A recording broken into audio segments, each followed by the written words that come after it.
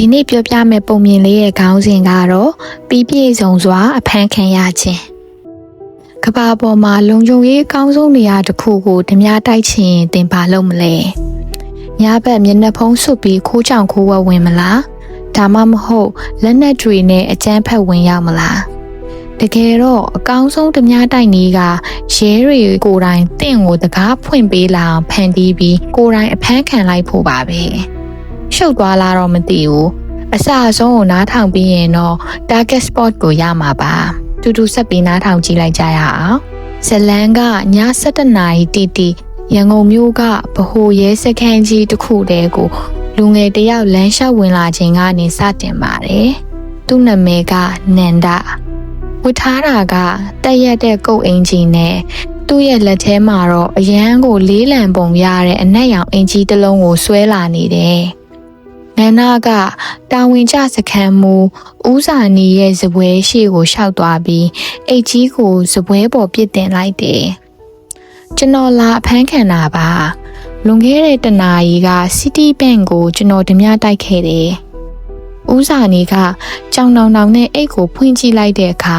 အိတ်ထဲမှာအပြည့်အသိထည့်ထားတဲ့ကြက်1000တန်ငွေထုတ်တွေတွေ့လိုက်ရတယ်ရဲတွေကချက်ချင်းပဲငွေရည်စက်နဲ့ရေတွက်ကြည့်လိုက်တော့ငွေသား300တိ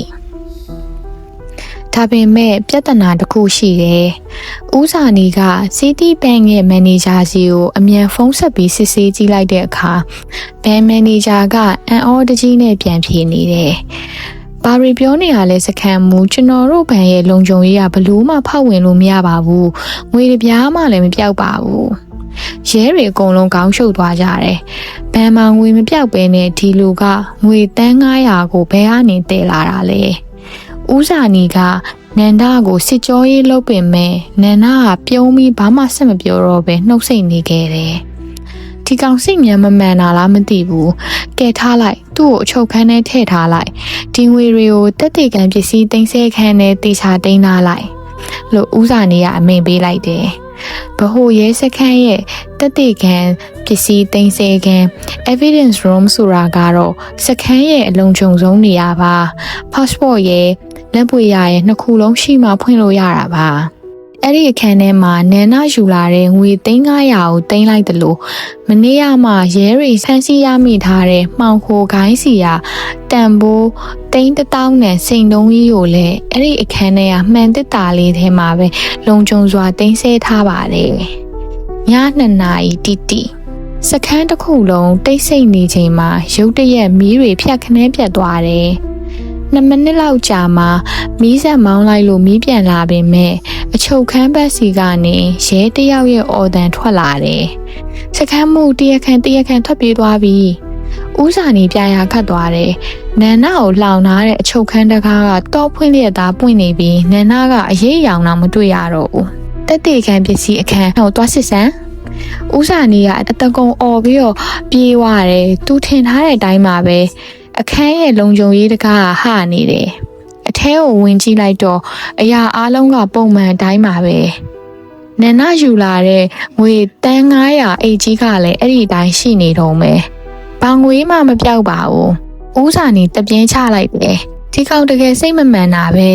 လွတ်အောင်ထွက်ပြေးသွားပြီးဒီလောက်များတဲ့ငွေတွေကိုဘာလို့မယူသွားရတာလဲအဲ့ဒီချိန်မှာဘေးနားမှာရက်နေတဲ့ရဲတပ်သားလေးကတုံရင်နေတဲ့အတန်နဲ့ပြောလိုက်တယ်စခန်းမှုဟိုဘက်ကစိန်သုံးနေရမှာဦးစာနေဖြတ်ခနဲလှဲကြည့်လိုက်တဲ့အခါမနေ့ကမှသူတို့ဖမ်းမိထားတဲ့1000တန်စိန်တုံးကြီးရှိရမယ်မှန်တက်တာထဲမှာစိန်တုံးမရှိတော့ပဲဖန်တုံးအတူတစ်ခုကိုအစားထိုးထည့်ထားတာကိုထိတ်လန့်ပွေရာတွေးလိုက်ရပါတော့တယ်အဲ့ဒီမှာတော့အရာအားလုံးကိုဦးစာနေကသဘောပေါက်သွားတယ်တကယ်တော့နန္ဒဟာဘန်ကိုဓမြတိုက်တာမဟုတ်ပါဘူးသူ့ရဲ့အဓိကပြစ်မှတ်ကရဲစခန်းထဲမှာတင်ထားတဲ့စိန်တုံးကိုပါပဲဒါပေမဲ့ရဲစခန်းရဲ့အလုံးကျုံဆုံးတက်တေကန်အခန်းကိုအပြင်ကနေဘလို့မှဖောက်ဝင်လို့မရဘူးလေဒါကြောင့်ငွေဆက်ကိုအတူ300ကိုယူလာပြီးရဲတွေကိုယ်တိုင်အဲ့ဒီငွေတွေကိုတက်တေကန်အခန်းထဲတွားထည့်အောင်လှည့်စားခဲ့တော့တာပေါ့ ရဲတွေကငွေအိတ်ကိုအခန်းထဲသွင်းနေတော့မှနန္နာကသူ့ကိုဖမ်းချုပ်နေတဲ့ရဲစီကနေအခန်းကိုဖွင့်မဲ့ကီးကပ်ကိုခိုးယူထားလိုက်တယ်။ပြီးတော့ည2 နာရီမှာအပြင်ကသူ့လူတွေကရဲစခန်းရဲ့ transformer ကိုဖျက်ဆီးပြီးမီးဖြတ်လိုက်တယ်။အဲ့ဒီမှောင်နေတဲ့2 မိနစ်အတွင်းမှာနန္နာ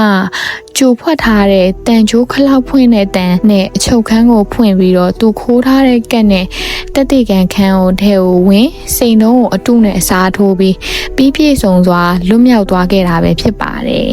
။သူဟာအတူအယောင်ဓမြတိုက်မှုတစ်ခုကိုဖန်တီးပြီးရဲတွေရဲ့အလုံးကျုံဆုံးတက်တေကန်ခန်းထဲကနေအဖိုးတန်ဆုံးရအောင်ယူဆောင်သွားခဲ့ပါပြီ။